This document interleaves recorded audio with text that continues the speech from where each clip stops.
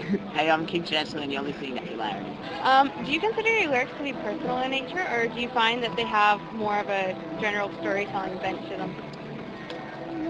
Ah, a little bit of both. I mean, I think songwriting is a process of taking something from inside yourself and communicating it to a bunch of people that can understand how it influences them within their own life, you know? So in that sense, I think it's very important to have both of those things. And I mean, like when Leonard Cohen wrote Hallelujah, it was a very deep, personal, meaningful thing for him to write, to get out of his system. But then you think about the millions of people that have probably sat down and bawled their eyes out over that song, to do with their own relationships and stuff like that. And so I think that's the essence of the song is to just kind of rip the emotions out of yourself, however you can, lyrically, musically, whatever. Get them out and deliver them, and then see if people receive them in the same way and find their own relevance. I think that's the big trick. What is new and exciting for you right now, musically and personally?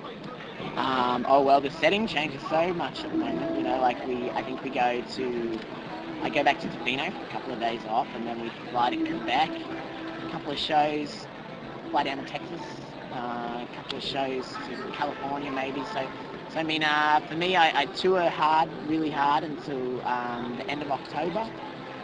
Fly back to Australia. I'm gonna spend some time just surfing and relaxing and kind of getting the last sort of few things written up for the new album, and then we go into the studio to record the next album, which is exciting in itself.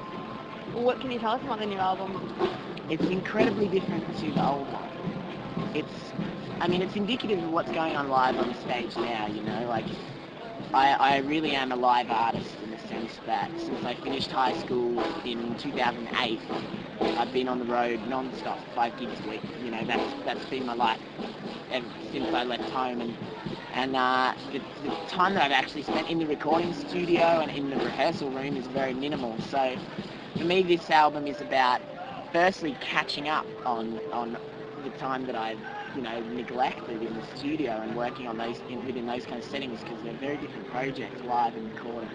Um, but also being able to get the live sound sonically that I've worked on in the last 3 years and built on and kind of created and deliver that within the album. So the first album's quite acoustic. I was sort of really discovering how I could make a lot of the sounds I wanted to make with with the equipment I had for a solo performer. So when we did the first album, it was mainly acoustic guitar, and there's tambourine and there's stomp box, and it's very raw and in that way. But now, especially with the live show, there's lots of distortion, and there's lots of sort of weird sounds and echoes and delays, and there's kick drum and snare drum. So I imagine the next album will be a lot higher energy and a lot more complex sonically.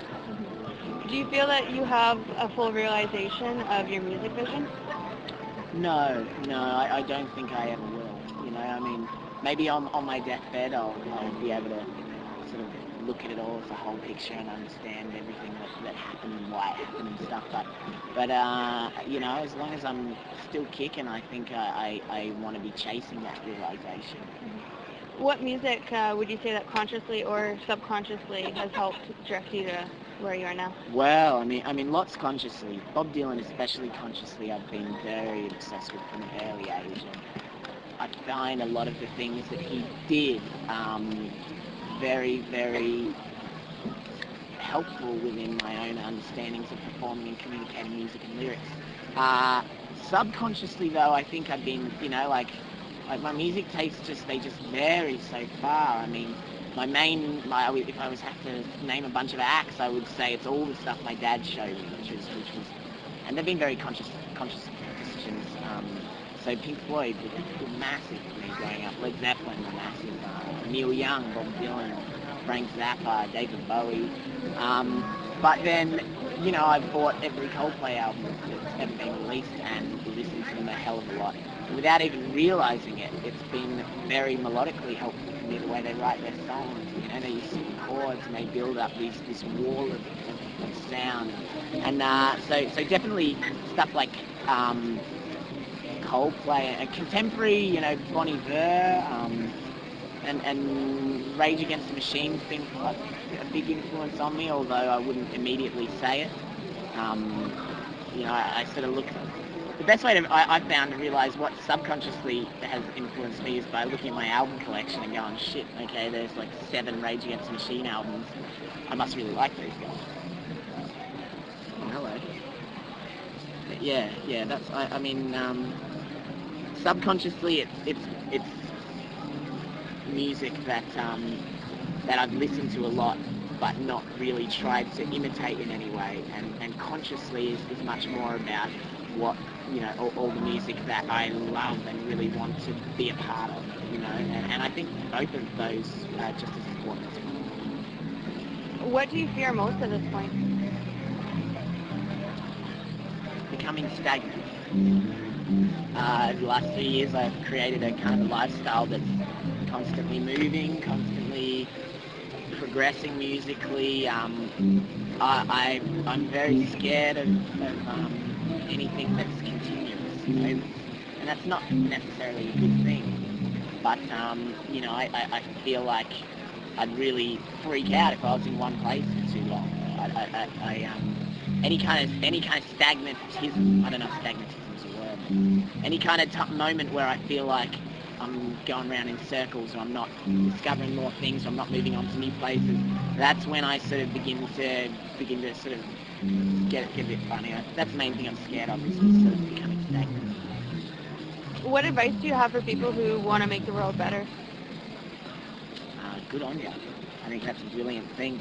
I think the advice is don't think about it, do it. That's I've found personally within trying to communicate messages to people and stuff like that, that as soon as you start thinking about it, you start kind of watering down your message and what you really, really believe. If you don't think about it and you act immediately, then it's something that comes straight from the heart, and it comes straight from what you're passionate about. And there's no messing around, And I would say that anybody that has any ideas or any real passionate feelings about how to make the world a better place should just forget everything and do it, because that's how it's going to happen.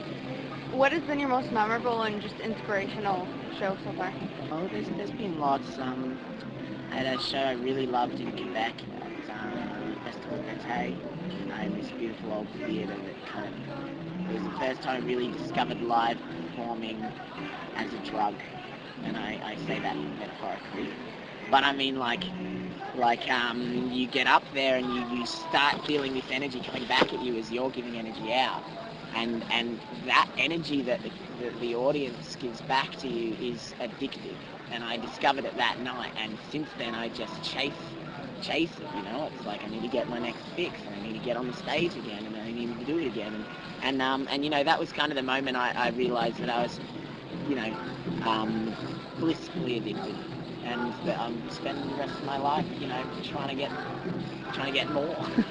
Is there any advice that you should have taken for your music career so far that you didn't? Ooh. Yeah. First album, somebody told me I should just record it like I play live.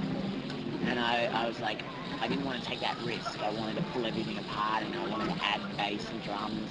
And in hindsight, I kind of, the tracks that I like the most off that album are the tracks that we did mostly live, which we didn't do too many overdubs and all that kind of stuff. And then I think with the new album, it will be mainly live.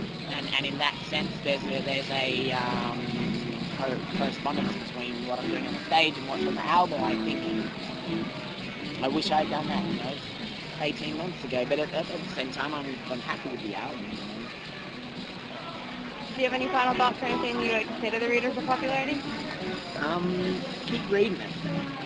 It's good to. I find that a really, really beautiful way to keep in touch with the musical world and keep all that kind of creative stuff inside yourself is to be completely immersing yourself in it. And I think that as long as people are reading it and a bunch of others and watching movies and reading books about all this kind of stuff, then they're going to be happy, creatively open. It's just keep reading.